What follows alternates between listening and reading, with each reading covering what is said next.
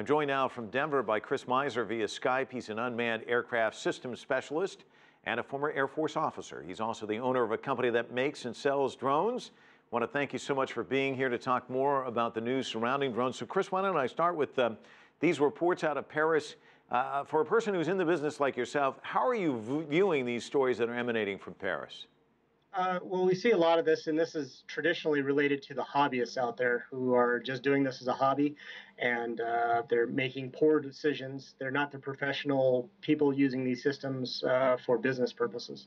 You know, it's interesting you bring that up because I was going to read a little passage from The Guardian and how they're really framing this story in the drones in Paris. It reads this way, quote, "It is unclear whether the mystery flights were the work of pranksters, would-be aerial photographers, tourists, or opportunistic copycats taking advantage of the media coverage, or whether they may be of more concern," end of quote. And you're saying you think it's probably just a group of amateurs just out there flying these. Is that your takeaway?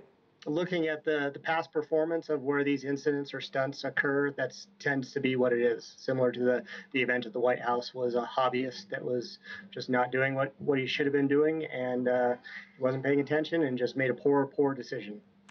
We've seen drones used in war zones by the U.S. in Afghanistan, Iraq, Yemen, Somalia, Pakistan, just to name a few. We had former Congressman Dennis Kucinich on the Heat a while back, and he was saying that the people in this country aren't really thinking this thing through, that at some point it won't be just the U.S. using drones, and that the West at some point may end up victims of drones. Do you think there's a real concern there? Because obviously that has to be what's behind this concern in Paris. Well, I mean, he was never in the military, and or I don't believe he was. What these things are primarily used for is helping save lives. While it's sensationalized in the media that they're the predators that carry the weapons, what you don't realize is that 99% of them do not carry weapons. They're used for surveillance to help save our troops. But yes, any technology out there will be used for nefarious people that want to exploit that given technology, but we can't pick on drones any more than we can pick on the internet or other technologies. So let me ask you about laws in place. You know about the law on the books there in Paris. What kind of laws should be in place when it comes to drones, do you think? There's not a lot in place for the hobbyist world, and that's, again, we see that this is actually pertaining to the hobbyists.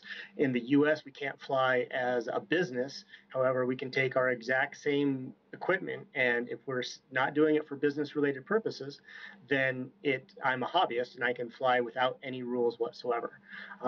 So as we move into this new era of this technology, there probably needs to be some common sense thing about like possibly registering your drones. And if you're not, just like if you're driving a car without registration, you should be fined.